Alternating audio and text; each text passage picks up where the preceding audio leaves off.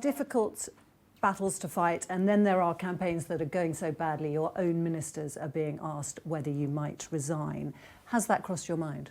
No, of course not. I'm energised about the vision that we're putting forward for the country. Right, this campaign is only not even halfway through yet, and I'm finding an enormous amount of support for the policies that we're putting on the table, whether it's a modern form of national service, the triple lock plus 100,000 new apprenticeships, continuing to cut taxes for people. These are all things that people want to see. I believe I've got the right plan for the country. We're the only party willing to take bold action. That's how we deliver a secure future, and I'm going to keep taking that message to as many people as possible between now and polling day.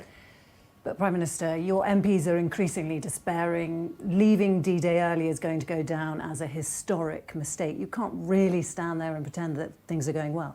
Well, the last thing I wanted to do was cause anyone any hurt or upset, which is why I apologise unreservedly for the mistake that I made. And I just hope that veterans and others can find it in their hearts to forgive me for that, and also consider my record when it comes to supporting our armed forces with a historic increase in investment, but also making sure that we have a minister sitting around the cabinet table focused on veterans affairs with more support than we've ever had to make this the best country in the world to be a veteran. But as I said, I didn't intend to cause anyone any hurt or offence, which is why I apologise unreservedly for the mistake that I made, and I hope, as I said, people can find it in their hearts to forgive me.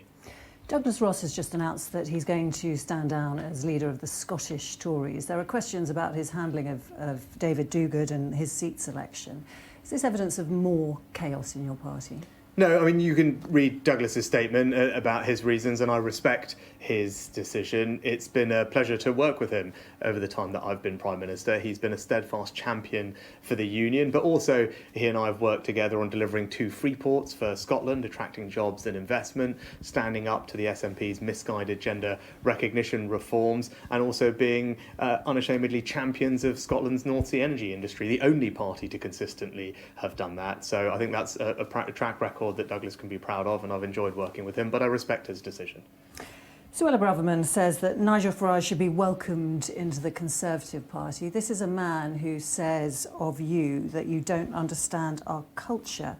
What do you think of those comments, and do you think the best way to handle reform is to ask Nigel Farage to join the party? Well, it's a question for Nigel Farage what he meant by those comments. I'm not going to get involved in that because I don't think it's good for our politics or indeed our country. But what I can say is only one of 2 people will be Prime Minister on July the 5th, Keir Starmer or I. A vote for anyone who's not a Conservative candidate just makes it more likely that Keir Starmer is Prime Minister. So if you're someone who believes in bringing down migration, wanting your taxes cut, protecting pensions, increasing investment in our defence, or adopting a proportionate, pragmatic approach to net zero which saves people money, I'm the person that's going to deliver that from you. Keir Starmer is not, and that's the choice for people come July 4th. I do want to finally ask you about policing as well today, because you're promising 8,000 new neighbourhood police officers. And yet your record in office is backlogs in the courts, you're letting prisoners out early. Your record on law and order is looking pretty battered, isn't it? You know, I believe in a country where everyone can have confidence that their communities are safe places to live, particularly as a dad and 2 young girls. That's something that's really important to me. And we have succeeded in bringing crime down, but there's more to go, as there always are in these things.